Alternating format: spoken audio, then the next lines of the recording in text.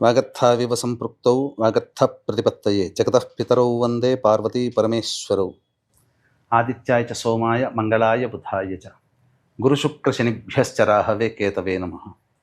శృంగేరి జగద్గురు పీఠాధిపతులకి, కంచి పీఠాధిపతులకి నమస్కారములు తెలియజేసుకుంటూ కార్యక్రమాన్ని ప్రారంభిద్దాం. ఈరోజు మనం చెప్పుకోబోయేటువంటి అంశము ముక్కోటి ఏకాదశి.